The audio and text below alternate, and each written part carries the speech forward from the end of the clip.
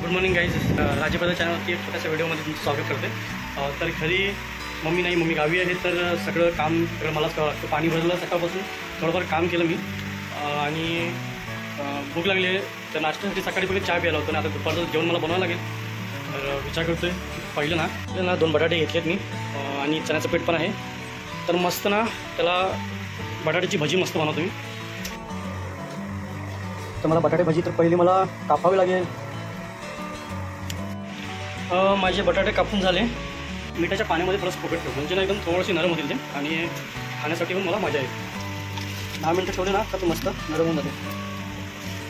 तोपर्यंत मी दुसरं काम करतो. चण्याचं पीठ आपलं आहे तर त्याला मी मिक्स करून ठेवतो म्हणजे मला तेलामध्ये सोडायला मोकळा. घरामध्ये मम्मी नसेल ना तर एक छोट्या छोट्या गोष्टीचा विचार करावा लागतो. काय बनवू, कुठून आणणार, ते काय करणार, कसं करणार. पण ॲक्च्युली मी माझ्या मम्मीकडून सगळं शिकून घेतले. तर माझी मम्मी घरी नाही आहे तर सगळ्या वस्तू मला शिकून ठेवलं. त्यामुळे बघा भात घातलं, डाळ घातली, बटाटा यात मी मला दाखवलं. बटाटा सगळं रेडी केलं. चण्याचं पीठ सगळं रेडी करून ठेवलं. जसं भात झाला तर एका साईडला कढई टाकणार, तेल मस्त फ्राय करणार आणि तोपर्यंत माझी डाळ पण होईल. माझं जेवण तर रेडी झालं, भात रेडी झालं. कढई ठेवली, त्याच्यामध्ये आता तेल टाकेन.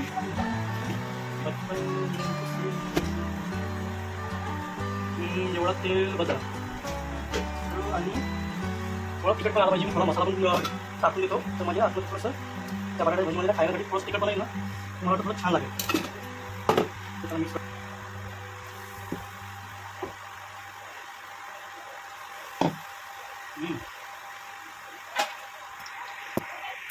बघा भाजी मस्त झाली एकदम. बघा माझी बटाटी भाजी रेडी झाली आहे. बघा मस्त एकदम. डाळ पण रेडी झाली. डाळला फोडणी द्यायची मला जेवण बनवायच्या बाबतीमध्ये. पहिलं मी विचार करतो की घरामधून काय बनवता येईल.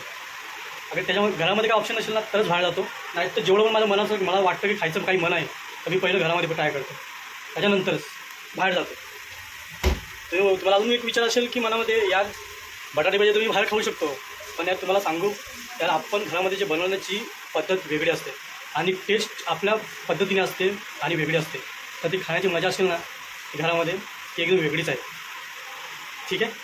तर तुम्ही पण नक्कीच म्हणजे घरामध्ये काय ना काहीतरी असं बसला होत ना तर नक्कीच असं काहीतरी ट्राय करा.